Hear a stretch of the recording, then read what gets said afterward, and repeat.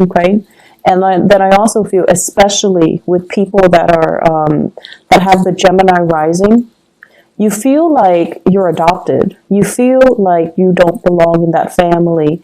You feel different from your siblings and from the people around you.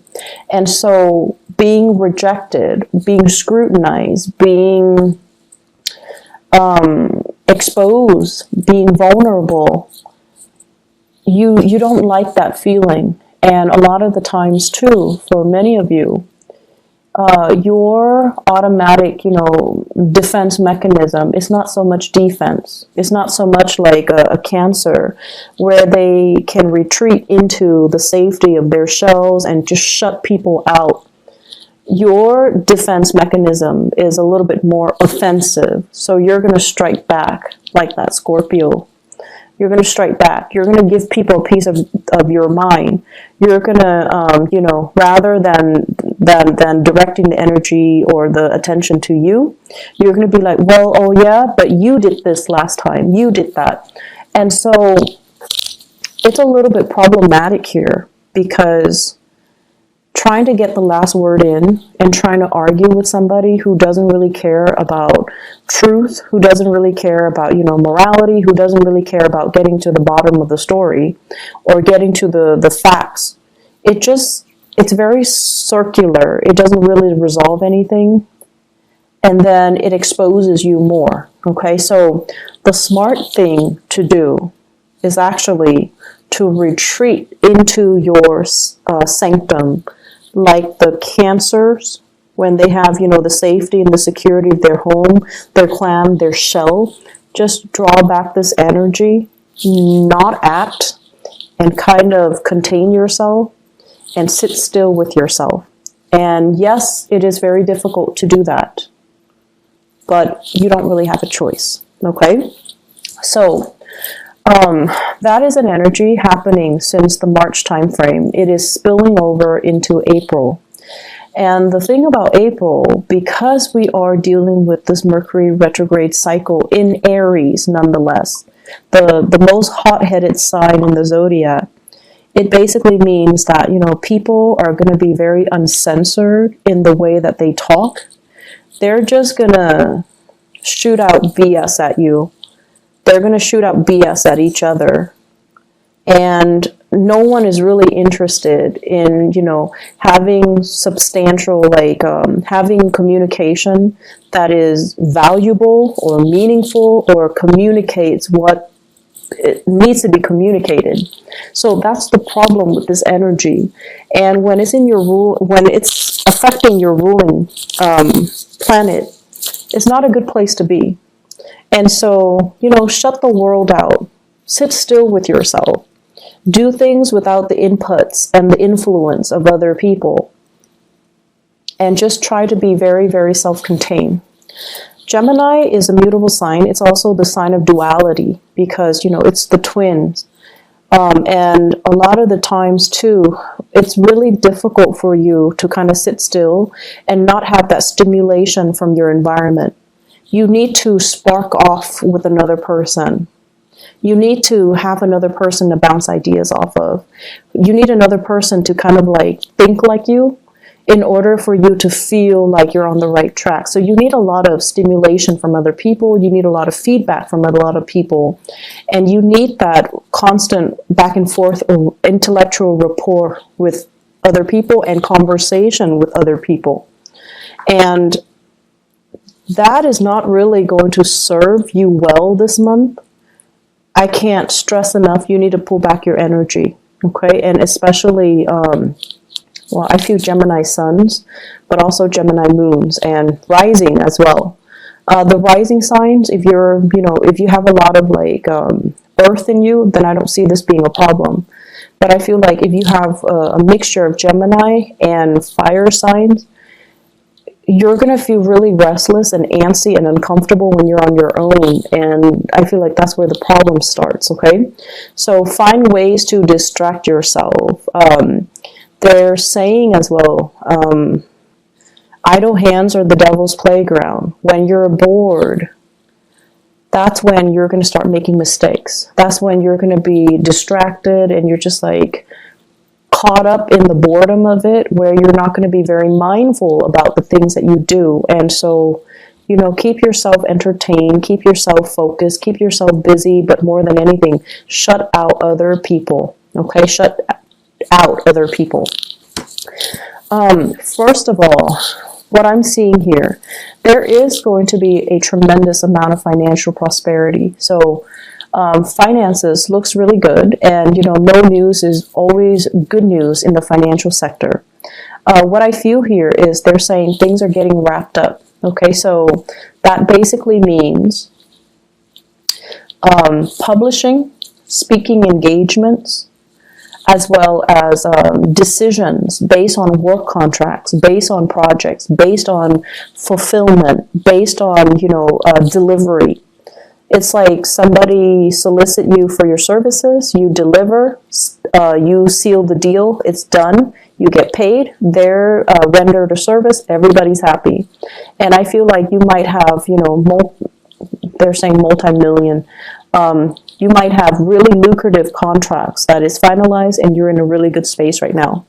You might have speaking engagement, book deals, whatever it is, those things are finalized. And you're getting, you know, the back pay from that. So there are a lot of projects happening around you, and it seems really stable. It seems really good. There will be as well many, so I'm seeing like celebrations, okay, where you're invited to different functions. And once again, visibility is going to be a big issue for this month, where too much visibility can be a bad thing. So be selective about where you go, and be selective about, you know, the types of crowd that you know is going to be there. So for example, if a friend of a friend has, like, you know, this meetup situation, and you know that there will be some people that you don't really click with or jive with, that's going to be there. You can decline, or you can choose to shorten the amount of time that you're there, okay?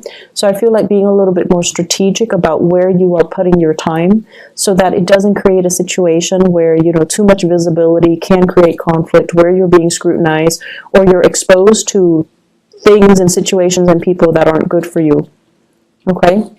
Because I know deep down you guys are very, very sensitive towards criticism. And so being around people that you pick up intuitively that they don't like you, it's not easy. It's not easy to grimace through that experience, and it's not easy to put on a brave face and pretend like it doesn't affect us. It's not easy. It's not easy for anybody. And so you don't need to put yourself through that, okay? So I do see lots of social functions, though, and, you know, it's going to have a positive outcome, but I feel like you have many to choose from. You don't have to say yes to them all, so be a little bit selective, okay? What I'm also feeling as well is they're saying interference in the home front. And interference in the home front basically means it could also mean like the physical structure of the house, there's something wrong with it. And you have to hire contractors, you have to have plumbers, you have to have repair people come by and take a look, okay? So that's one of the ways in which interference can happen. The other way is if you are living with children, in-laws are coming into the picture telling you, do this, do that, raise my grandkid this way, raise them like that way. So it's like interference from in-laws, interference from family members, interference from, as well, third parties outside the relationship. I do see, though, more than anything, it's like words being exchanged from in-laws, okay? And I'm also sensing as well, just like too many people with too many opinions, and feeling like they need to give them to give you like a piece of their mind. Feeling like they're within their rights to chip in to tell you what you should do. Geminis, you guys have this very young and wanderlust and very curious energy. And a lot of the times, too, I feel like people underestimate your age. People underestimate your wisdom because you have this very young, vivacious energy. And then they feel the need to interject and to tell you, like to give you, some life advice, right? And that can be really annoying. And so they're doing it from a space of, they do care, and that's why they do it. It can be very annoying, though. And so if you can take that to heart, don't let it get to you. That's going to be helpful, okay? In the work situation, I have here the Two of Cups in the reverse. And the Two of Cups in the reverse, basically what this means is that you guys like your work environment, your coworkers and things like that. You guys like to have lunch with each other. You guys like to have, the friendship, that sense of camaraderie, that sense of we're all here for the same things. We're all here for the right reasons. We're all here because we're similar. So you want to have those emotional connections, I feel like, with your coworkers. And for whatever reason, the people that you're around, they're very, very ambitious. Not that you're not ambitious. You're definitely ambitious too. But you value the human connections. You value the conversation. And I feel like wherever you're working right now, everyone is kind of like looking out for themselves. Not that they're self-serving. It's just the environment is a lot more conducive towards their professional development, what they have to do so that they can get ahead. So everyone is like working. They've got their heads down. And you want to take a break from work, you want to have lunch, and everyone is like busy.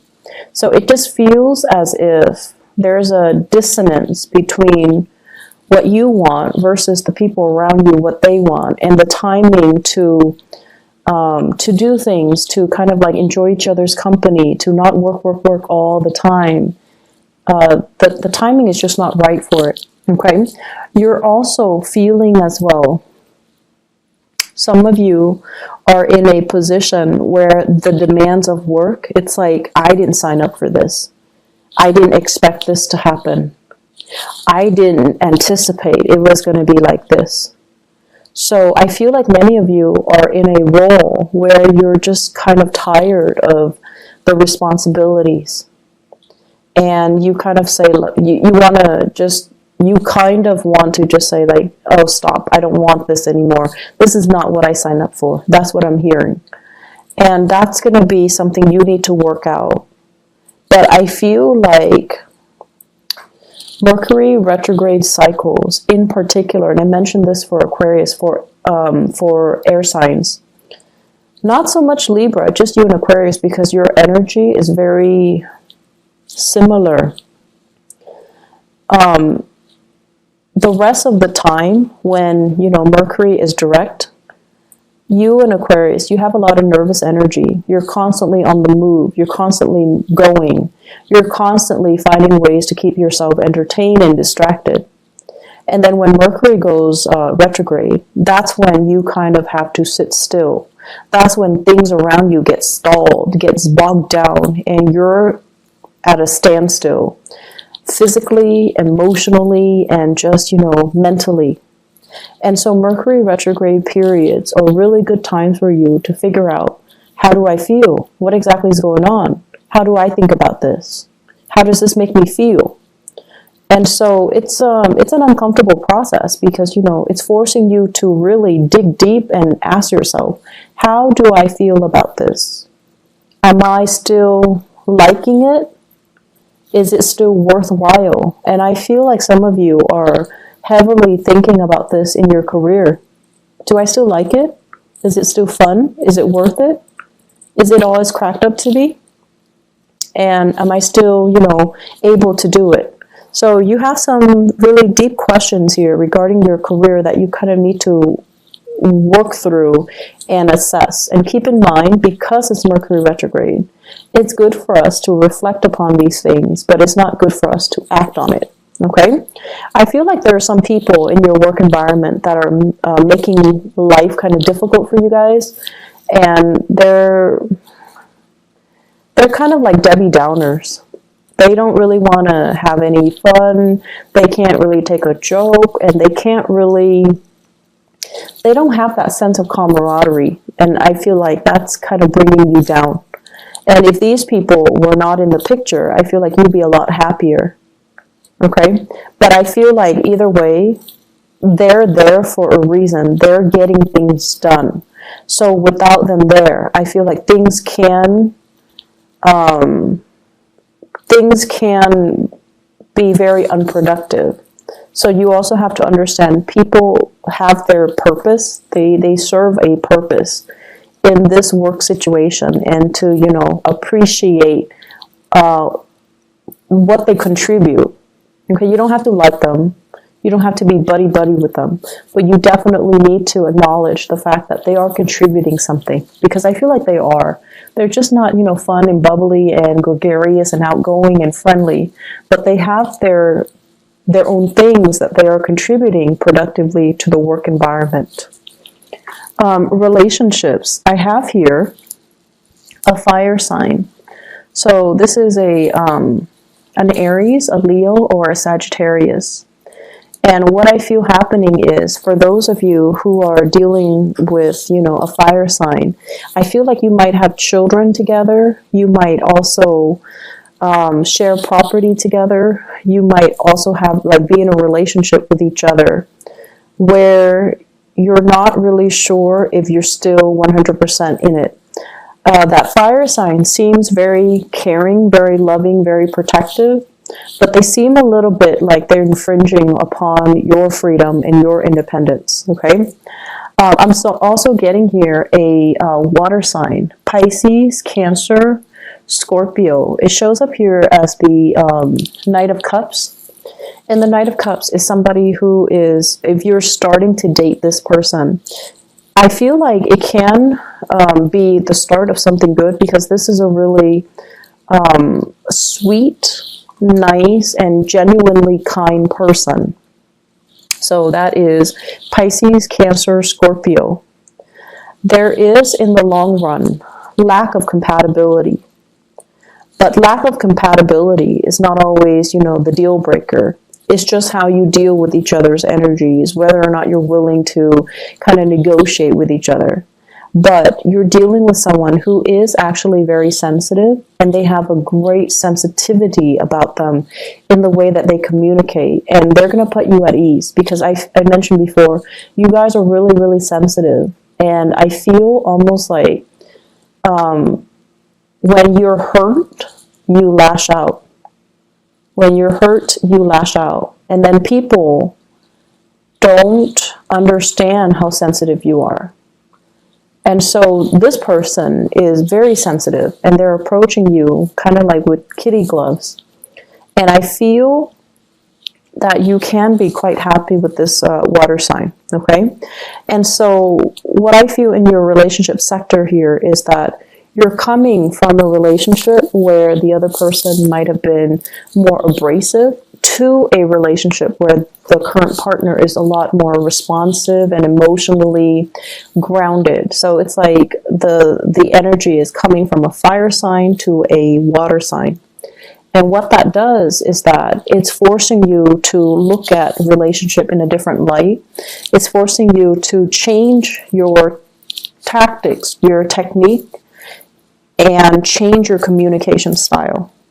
You don't have to be on the defense anymore, or you don't have to be on the offense anymore. You're actually with someone who has a lot more sensitivity, okay? They're saying here, a partner that is older and wiser. So you could be male or female. I feel like your partner is a very, very old soul. This is somebody who's really wise. I see an owl. And an owl usually indicates to me someone who is not only, like wise beyond their years, but they're very, very, they're a very old soul. and they understand a lot of things without you having to spell things out for them.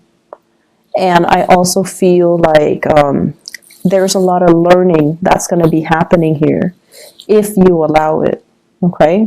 So the way to maintain more harmony in this relationship is definitely, Geminis, don't interrupt when they're talking, okay? You're going to be learning a lot from this person. And don't deprive yourself of those opportunities to learn, okay? I also feel as well, having opportunities to travel together, to kind of expand your worldview, and to try to, it seems to me like a process of incorporating everything that you know. You know, it's not just about trivia, gathering knowledge, but it's more about making connection between all the disparate pieces of knowledge so that you can form a genuine, holistic understanding of a situation. So many of you are kind of like at the next stage of your soul's evolution, where I guess the lower vibration of Gemini is about trivia, gathering knowledge so that you can, you know, answer disparate questions, but not knowing how everything is interrelated, how everything is connected, how everything exists in a web that is all about interconnectedness.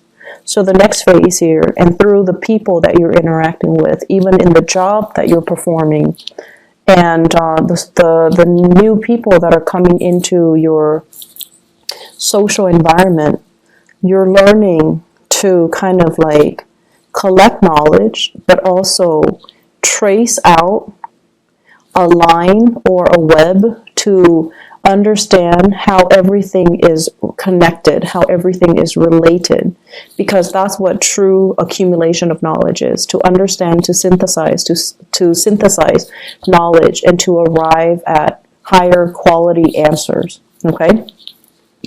I feel like this is the next step of the way. Don't fight it. This is something that you're going to need to do, okay? As the first air sign of the zodiac, and when we look at, you know, the first six signs are actually very young. Their souls are very young. And as the first air sign of the zodiac, it is really important for you to kind of look outside of yourself and to look at how other people are doing so that you can emulate what they're doing, and then you can grow. And I feel like with, you know, Libras, it's the second air sign in the zodiac. Libras have a really, really sharp mind. They're able to retain information really well. And they're starting that journey where, you know, they're very curious. They're like very scientific about the way in which they learn, the way they capture ideas, the way they compartmentalize and store information so that they can recall it when they need to. And then with Aquarius, it's like the higher vibration of that, where they grasp concepts really, really fast, and then they can draw answers out of the blue. And so with you guys, as the first sign, you're very good, and you're naturally very curious, and you're just really good at, you know, gathering as much information as you can. And it's almost like a scramble for information. But in the process of scrambling to know everything, you're shortchanging yourself. You're not really gathering the high quality answers. You're just gathering knowledge for knowledge's sake without understanding how everything is related. So the way in which you store information, it needs to be changed a little bit so that things have a logical progression, so that things are woven in a way that is a little bit more meaningful, okay?